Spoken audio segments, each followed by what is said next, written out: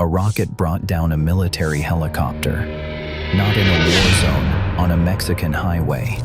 The men who fired it were not soldiers.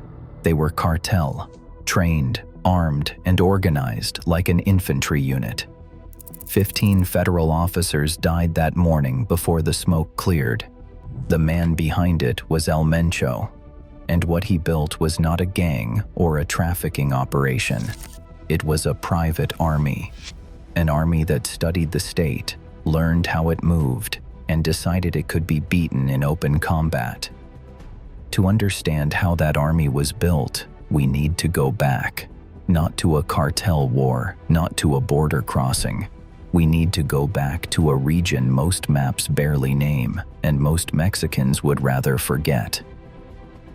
Michoacán is not Sinaloa. The Golden Triangle gave Mexico its great smugglers. Men who bribed before they killed, who preferred business over bloodshed. Michoacán produced something harder. A stretch of land called Tierra Caliente, the hot land, straddling 3 states where the government has never truly arrived. No economy is worth joining, no institution worth trusting. Only the land, the heat, and one lesson every child learns before anything else. The only people who keep their word are the ones who pay in cash. Nemesio Oseguera Cervantes was born here in 1966. Quiet by nature, patient. The kind of man who watched how power worked before he ever reached for it. He crossed into the United States as an undocumented worker, got caught, deported, and came back with something most cartel bosses never had. He knew what the American drug market looked like from the street. But before he used that knowledge, he made a move nobody saw coming, one that gave him an edge over every rival who came before him. That detail changes everything you think you know about Mencho, and it comes next. He became a cop. Before Mencho built an army to fight the Mexican state, he put on its uniform. In the early 1990s, he joined the municipal police force in Guadalajara. Not for long, but long enough. He learned how law enforcement moved, how it communicated, where its gaps were, and more importantly, who inside it could be bought. That knowledge would later become one of his sharpest weapons. But at that moment, he was still a minor player in a world run by much bigger men.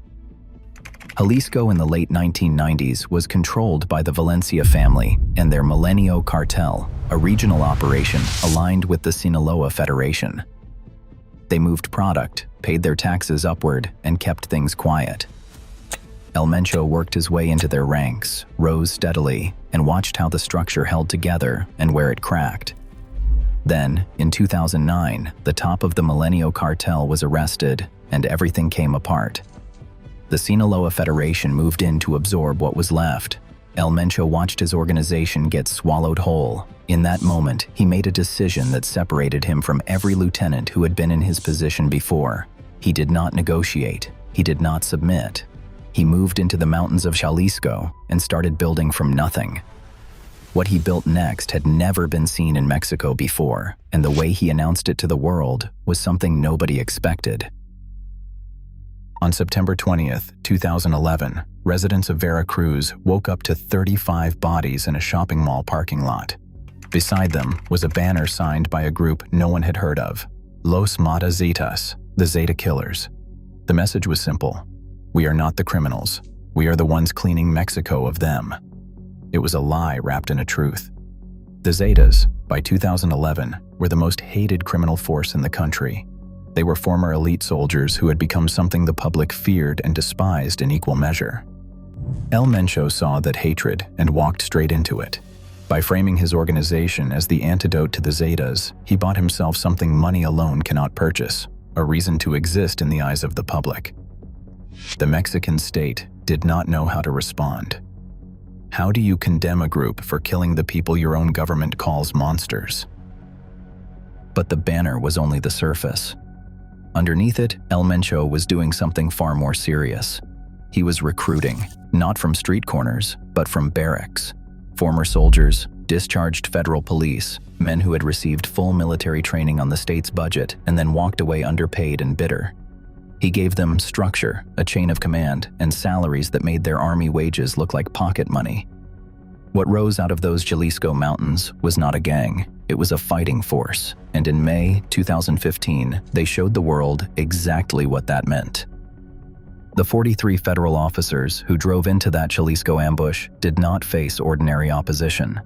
The attackers were coordinated, pre-positioned on both sides of the road, and communicating on radios, not improvised, rehearsed. 15 officers died in under 30 minutes. 6 vehicles burned to the frame. The military helicopter that was called in and then shot down with a rocket-propelled grenade was not collateral damage. It was the point. The government scrambled. Roadblocks went up across 21 municipalities. Flights were grounded at Guadalajara Airport. Jalisco went under effective military occupation for 72 hours. El Mencho vanished. Now think about where those weapons came from. Barrett rifles, grenade launchers, armor-piercing rounds, armored vehicles built on commercial truck frames. ATF trace reports and DEA case files point to the same primary source. Legal gun purchases in American border states flowed south through straw buyers. Defecting soldiers brought their weapons with them. Cold War stockpiles from Central America filled the rest. By 2020, the arsenal had moved into territory that made military analysts go quiet. CJNG used commercially bought drones fitted with C4 explosive to strike a police station in Jalisco. The Mexican military used a word in their own internal threat assessment that had never appeared in a cartel evaluation before: insurgent. That same year, El Mencho took the fight to a place that no cartel had ever dared target. June 26, 2020, Mexico City. Omar Garcia Harfuch, the capital's top police chief, was ambushed in one of its wealthiest neighborhoods. 28 attackers, a .50 caliber machine gun. Over 400 rounds were fired. 3 bodyguards were killed. Garcia Harfuch took 3 bullets and survived. Within hours, El Mencho released a video claiming responsibility. The message to the Mexican state was not subtle. There is nowhere you are safe. By that point, CJNG was present in all 32 Mexican states. That figure came not from a journalist. It came from Mexico's own Attorney General, in testimony before the Mexican Senate. El Mencho had also made a choice his rivals had not. He built his empire on fentanyl and methamphetamine, not cocaine. Synthetic drugs need no jungle, no harvest, no Colombian partner, just chemistry and precursor chemicals from China. The CDC recorded over 70,000 American deaths from synthetic opioids in a single year. A significant share of that supply moved through Jalisco. His network extended into Europe, Australia, and Southeast Asia. The DEA named him a national security threat. The reward on his head reached $10 million. He is still free. And the reason why is the part of this story that the Mexican government has never fully explained.